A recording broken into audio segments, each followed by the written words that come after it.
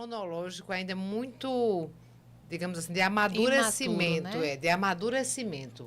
Eu tenho que decidir, tanto que eu pergunto aos adolescentes, porque os pais perguntavam a gente, o que é que você quer ser quando crescer, né? A gente não usa mais essa pergunta, porque a gente já é.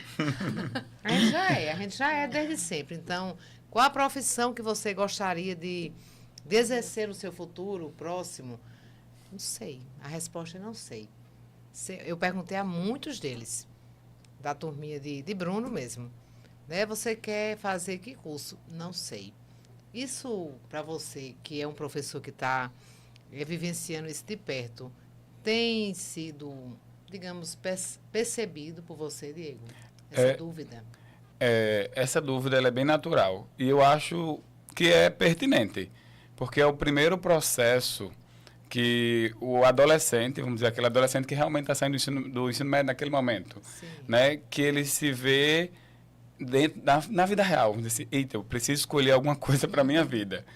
E aí eu estou naquela decisão, o que é que eu vou fazer da minha vida? Então é algo que ele está dizendo assim, é o meu primeiro desafio enquanto pessoa, enquanto ser humano, enquanto escolhas. Né? E aí sempre gera, porque o adolescente tem muito consigo de dizer, eu não gosto muito de errar. Eles têm essa, não gostam tanto de errar. Eles não sabem que com os erros também pode aprender muito, né? E às vezes uma mudança de profissão no meio do caminho talvez doa bastante para eles no processo. Então é algo que, eita, é minha primeira tomada de decisão na vida. Né? Então, gera muitos conflitos. Mas isso acontece naturalmente com os jovens que estão saindo do terceiro para o Enem automaticamente. Então, eles têm muitas indecisões. A maioria deles não sabem qual curso eles querem. Normalmente, aquele aluno que já saiu do terceiro ano e por algum motivo de vida, ele já disse assim, eu quero isso para a minha vida. Por exemplo, vamos dar um exemplo nesse instante, né? O aluno que vai querer medicina para a vida dele, né? Normalmente, estatisticamente, o curso de medicina leva-se 2 anos para passar. Estatisticamente, estudando como deve ser feito, né? Todo aquele processo. Então, um aluno que só começou a se preparar realmente no terceiro ano, ele vai naturalmente passar mais um ano estudando estatisticamente. Tá? Então, esse aluno que já tem isso consigo, né? Então ele já está mais tranquilo e até às vezes ajuda no processo da prova. Mais realista, Mais né? realista. Aquele aluno que ainda tem muitas dúvidas, e aí ele vai ter vários bloqueios. Porque primeiro ele vai ter a primeira tomada de decisão que ele não sabe o que quer ainda. Né? E aí e tem aquela ansiedade da prova, que eu acho natural e é importante que tenha, né? Porque senão ela fica sem significado, né? Mas como o Thaís falou, sal demais em excesso, né? Ninguém consegue, e aí tem que ter esse equilíbrio, é muito importante. Mas essas dúvidas são muito naturais para os nossos adolescentes. E quando o que o aluno quer, o adolescente quer, vai de encontro ao que os pais querem? Essa é a parte mais difícil, eu acho. É a parte mais difícil, porque aí entra um problema que não só o cursinho, como também a escola vai ter que tentar conversar com o pai e sentar com o filho para tentar organizar. Alguns momentos no cursinho acontece de eu chamar alguns pais para conversar, porque tem uma pressão muito grande. Isso. E aí fica perceptível porque o aluno começa a reagir no espaço onde ele está. E aí eu acho que a psicologia explica melhor, né? Né? Então, ele começa a reagir, a gente começa a perceber, ele começa a ter crises no espaço.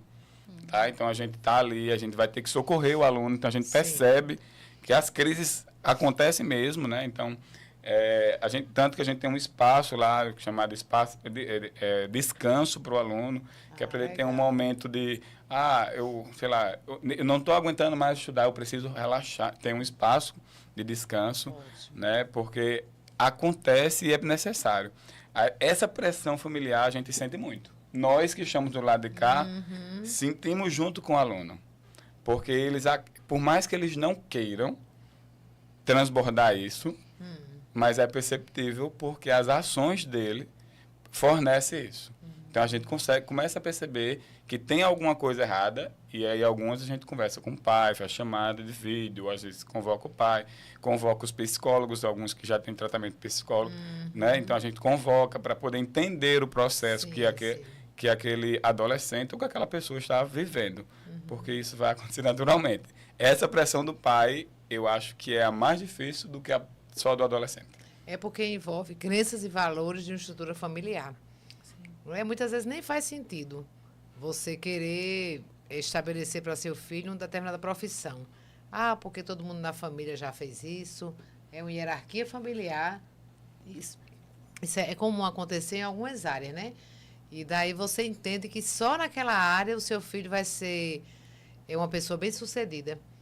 E isso é, na verdade, hoje a gente sabe que não existem áreas definidas para você ser bem-sucedido. Você pode ser bem-sucedido em qualquer área. Eu gosto muito de citar tanto Cortella como Clóvis de Barros, são dois filósofos. Eles dizem assim, quando eu imaginava que no Brasil filosofia enchesse um auditório. Porque as pessoas relacionavam a filosofia tipo um monte de maluco. Né? Dizendo um monte de tolice que não tem nada a ver com a realidade.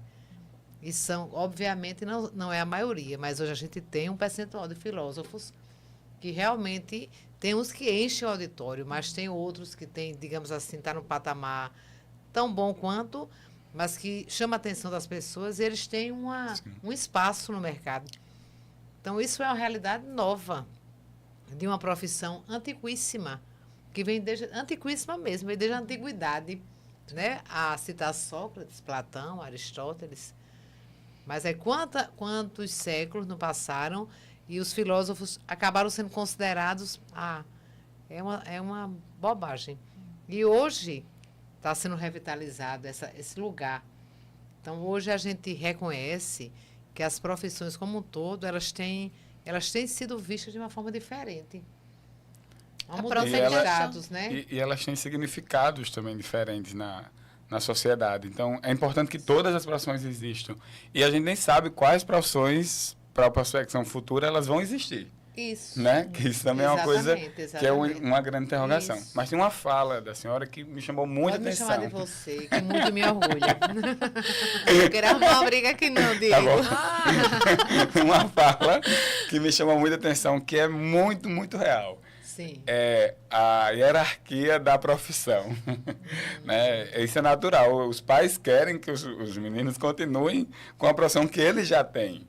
E eles, essa parte que é muito complexa para os meninos, porque às vezes eles têm a aversão à profissão do pai por conviver certas circunstâncias que ele não queria para o pai e acaba que eles levam isso para o emocional deles e eles não querem essa profissão para mim. E às vezes não. Aí o pai diz, você tem que continuar nessa profissão. E aí gera esse grande conflito. Essa fala me chamou muita atenção. A profissão do pai, às vezes, representa para aquele filho uma solidão, né? Um abandono, uma raiva, né? E você ter que escolher uma profissão, que você tem raiva dessa profissão para manter o status, né? É muito difícil. E fora a questão da tecnologia, o WhatsApp, o Instagram, por exemplo, a questão a função de gestor de mídia digital. É uma função muito nova. Novíssima. O WhatsApp tem a idade de Isabela, são 10 anos que chegou o WhatsApp, né? A rede social também é um movimento muito novo. Então, tem muitas profissões. Nesses 10 anos, o mundo evoluiu muito, mas a cabeça da gente não acompanhou essa evolução. Porque tem filhos que chegam para pais e dizem assim, quero ser jogador de coisa digital, gamer, né? Quero ser jogador de jogo digital. Gamer. E o pai diz, vai estudar, menino, né? Ou então, quero ser youtuber. Não, vai estudar, menino, né? Porque eles não concebem que isso sejam profissões, inclusive muito rentáveis, mas são novas. E a nossa cabeça não atualizou. Então, você tem que ir para a universidade, porque eu acredito que daqui a um tempo, até a questão de você entrar no mercado de trabalho pela universidade vai ser ressignificado. Hoje você tem áreas de tecnologia que não é o curso superior que vai abrir portas para você. Você tem a área de design gráfico, que é uma habilidade que você tem, que o curso vai complementar. Mas a habilidade você tem por natureza, pela sua autenticidade. E o pai, quando faz o filho caminhar para um lugar que não é o dele, cadê a autenticidade?